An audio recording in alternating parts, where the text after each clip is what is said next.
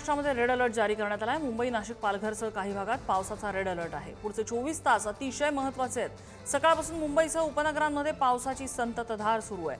Marine drive परिसरात सुद्धा सकाळपासून मोठा पाऊस झालेला होता। तर इकडे राज्याच्या इतर भागातही पाऊस कोसळतोय। जायकवाडी धरणातून सध्या पाण्याचा विसर्ग सुरू झाला आणि हे पाणी पैठणच्या गावांमध्ये शिरलेलं आहे। पैठणमध्ये कहारवाडा भागातील हजारो नागरिक या पुरात अडकलेले आहेत। सचिन जिरे आपल्याला अपडेट देत आहेत। सचिन,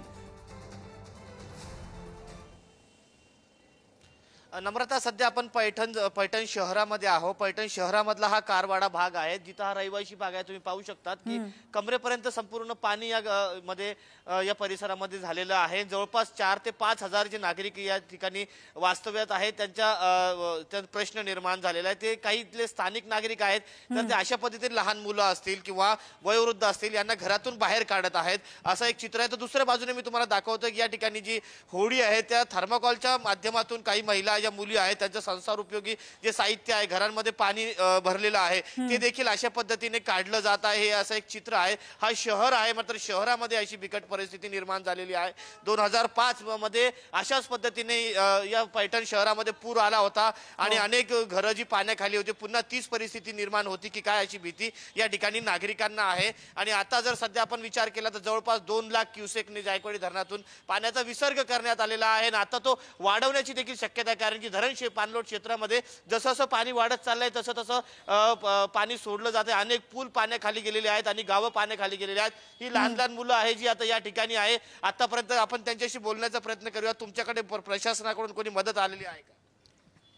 आतापर्यंत आमच्या इकडे कोणी ढोकून पण पाणी नाही। सकाळपासून सायंकाळी 8 वाजल्यापासून आम्ही इथं पाण्यामध्ये डुबकडीत आहे, तरी इथं कोणी आलेलं नाही आहे। आमचे घरबीर सारे डुबले आहे आणि नाही का आमचे धान्य पाणी सारे वाहून गेले आहे।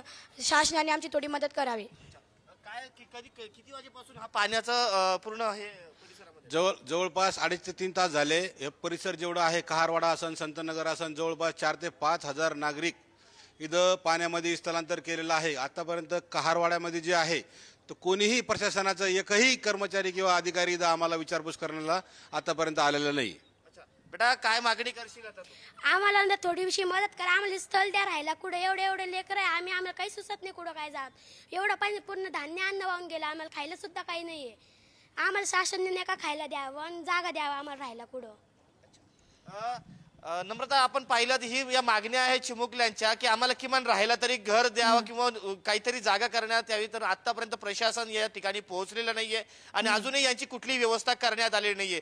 जर अजून पाणी वाढलं, जायकवाडीचं पाणी वाढलं तर अजून धोक्याची पातळी वाढत जाईल आणि अनर्थ होऊ शकतो। त्यामुळे प्रशासनाने तातडीने या ठिकाणी पोहोचलं पाहिजे आणि या नागरिकांना मदत केली पाहिजे। नम्रता, अगदी सचिन, धन्यवाद या सगळ्या माहितीबद्दल।